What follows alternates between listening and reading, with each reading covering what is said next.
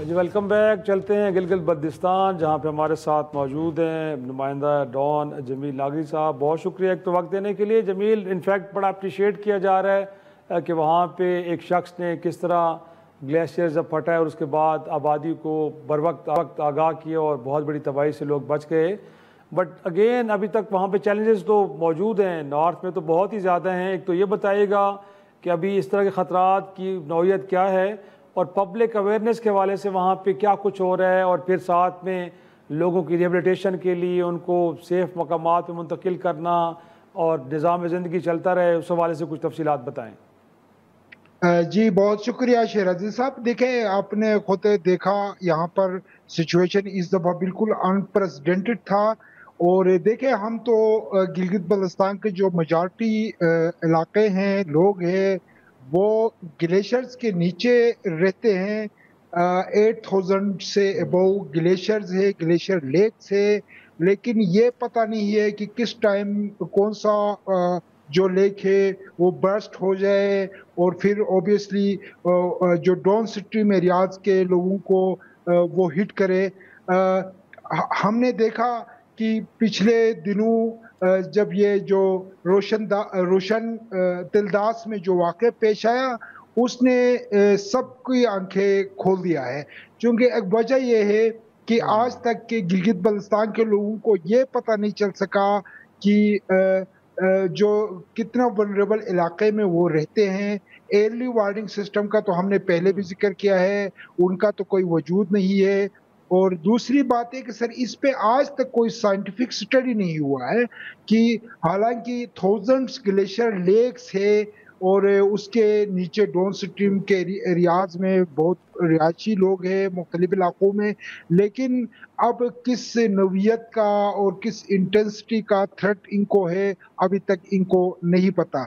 और जो चरवाहे ने अलर्ट किया, अब आज की बात है, पीएम सेक्रेटरीट से उनको इनवाइट किया गया है। न सिर्फ एक ही जो चरवाहा था, बल्कि उसके साथ 2 और चरवाहे भी उसी गाँव के थे, जो पता चला कि उन लोगों ने बड़ा किरदार अदा किया है मुकामी लोगों को इन्फॉर्म करने के लिए। और जी। इस वक़्त भी वो इलाके बिल्कुल डिस्कनेक्टेड है। अभी थोड़ी देर पहले कुछ मुतासिरीन से बात हो रही थी, वो ये बता रहे थे कि उनके पास सिर्फ़ खाने के लिए है, बाकी उसके अलावा कुछ नहीं बचा है। सब कुछ जो है वो उनका घर, उनके कपड़े, उनके जो घरेलू इस्तेमाल के सामान, एवरीथिंग जो है वो सैलाब की नज़र है। और वो कह रहे थे कि हमें तो बस सिर्फ़ ज़िंदगी है और हमारे पास कुछ भी नहीं है। और डिस्ट्रिक्ट एडमिनिस्ट्रेशन से बात सही। हुई, तो उन्होंने बताया कि वो जो अफेक्टेड एरियाज़ के लोग थे, उनको सेफ इलाकों में पहुँचा दिया है, उनको टेंट फ्राहम किया है। और जो कनेक्टिंग जो रोड्स हैं, उनकी बहाली का काम वो कर सही। रहे हैं।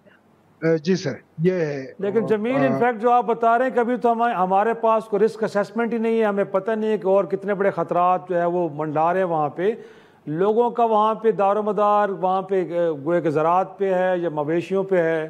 तो क्या हम तसव्वुर करें कि अगर ये डिज़ास्टर नहीं रुकते तो फिर वहाँ पे जो ज़िंदगी है वो तो एक तरह से रुक जाएगी और प्रॉब्लम आएंगी, क्योंकि एग्रीकल्चर लैंड भी मेरे ख्याल में रोड हो रही है और साथ में वहाँ पे दीगर मामलात ज़िंदगी भी बड़े शदीद अंदाज में मुतासर हो रहे हैं। तो कोई अब वहाँ पे इंतज़ामिया इन चीज़ों को भी देख रही है और इन मामलात को कैसे इनसे निपटा जाएगा? देखिए सर, चूँकि यहाँ पर 2-3 जो मेन इकोनॉमिक जो सोर्सेज़ है, इनकम सोर्स के ज़राए हैं, वो बेसिकली ख़त्म हो चुके हैं।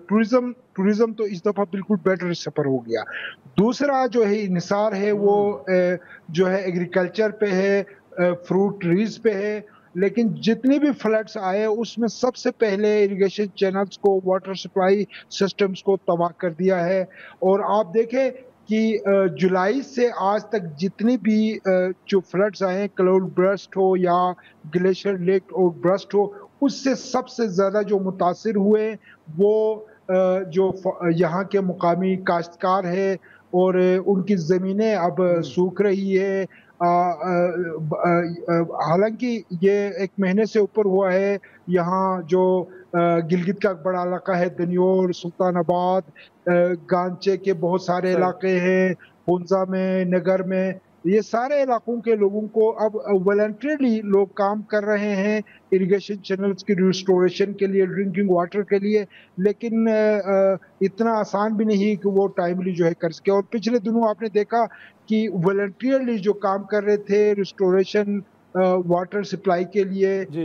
उनको कैसे हिट किया, जो लैंडस्लाइडिंग ने एक ही जगह में 8 लोग सही। शहीद हो बहुत गए। शुक्रिया जमील लागरी, बड़ी तफसील से बता रहे थे कि वहाँ पे ख़तरात अभी भी मौजूद हैं, लेकिन उनसे निपटने के लिए वो इकदाम इन प्लेस नहीं कि जो होने चाहिए। नाज़रीन, आज के शो में इतना ही, इजाज़त दीजिए, खुदा हाफिज़।